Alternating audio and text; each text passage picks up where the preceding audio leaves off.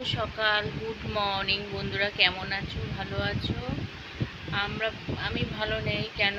আমার মেয়ে কালকে গল ব্লাডারের অপারেশন হলো, বড় মেয়ে 2 মাস হয়েছে, বাচ্চা হয়েছে, খুবই শরীর খারাপ, মন টন কিছু ভালো না। তাও ভাবছিলাম ভিডিও করব না, তাই করছি। তা যাই হোক, তোমরা কেমন আছো? ভালো আছো? তা ভিডিওটা এখন থেকে শুরু করলাম, না করলে তো হবে না, একটু করি, তোমাদেরকে শেয়ার করি, সব কিছু তো তোমাদেরকে বলি। তো এটাও জানালাম। তা ছোটো মেয়েকে দিয়ে এসেছি ওখানে বৃহস্পতিবার দিন, আজকে হচ্ছে রবিবার। তা কালকে মেয়ের অপারেশন হয়ে গেছে। বেশি খারাপ লাগছে কেন? এখনও 3 মাস হয়নি, 24 তারিখ আসলে মেয়ের 3 মাস হবে, বাচ্চার বয়স। আর সিজার হয়েছে, তো তার মধ্যে আবার আর একটা অপারেশন, মাইক্রো সার্জারি হলেও একটা কত বড় একটা ধকল, তাই না? আর বয়স তো বেশি না, অল্প বয়স আমার বড় মেয়ের।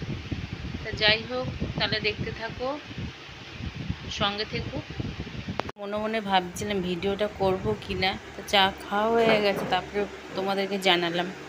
তাই যে ফ্যানটা চালিয়েছি, এখন অফ করে দিই। রান্নাঘরে যাবো, রুটি করতে হবে, ওর জন্য আমি খাবো না। এই যে ওকেও চা দিয়েছে, এখানে কাপটা নিয়ে যাই।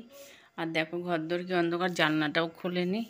তো রান্নাঘরে চলে আসলাম, কেন আটা মাখতে হবে। আর একটু মাছ রেখেছিলাম আজকে, আমুদি মাছ। আর বাসনপত্র সব উল্টো পাল্টা হয়ে রয়েছে, গোছাতে লাগবে। আটা মেখে ফেলেছি, এখানে চাটু বসিয়েও দিয়েছি। রুটিটা তাহলে করে নিই, অনেকটা বেলা হয়েছে, 9, সাড়ে 9টা বেজে গেছে। আর এখানে ভাতগুলো কালকের পচে গেছে, আর খেতে ইচ্ছা করছে না, অল্প অল্প করে খাচ্ছি, ভাত নষ্ট হয়েছে।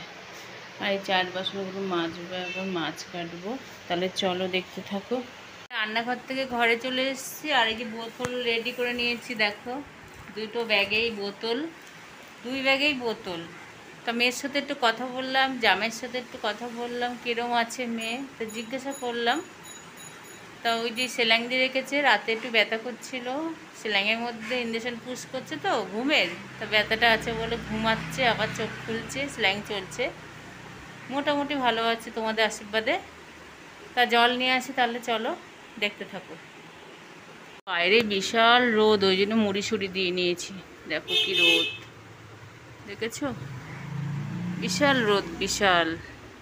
জল নিয়ে চলে এসলাম, অনেকক্ষণ আগে দেখাইনি। এখানে গুছিয়ে রেখেছি, ব্যাগ এখানে খালি করে রেখেছি, আর এখানে সব জল, আর এগুলো খালি বোতল। আর এই জলটা রান্নাঘরে নিয়ে যাবো। আর কাকে দিয়েছে লেবু।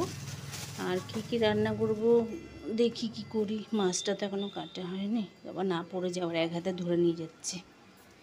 ও তারপর দেখাচ্ছি, এখানে রাখি আগে।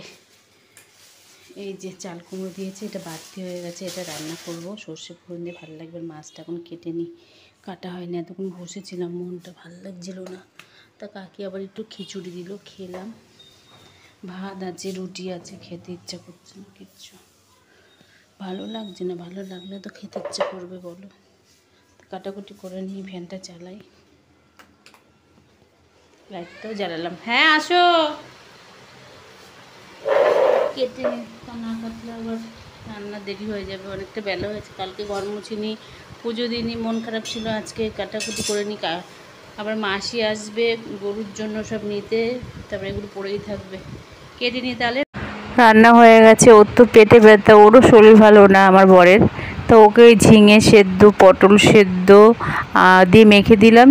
আর এখানে চাল কুমড়ো বটি করেছিলাম সর্ষে ফোড়ন দিয়ে, কিচ্ছু দিইনি, নর্মাল। আর কাঁচা লঙ্কা চিড়ে দিয়েছিলাম।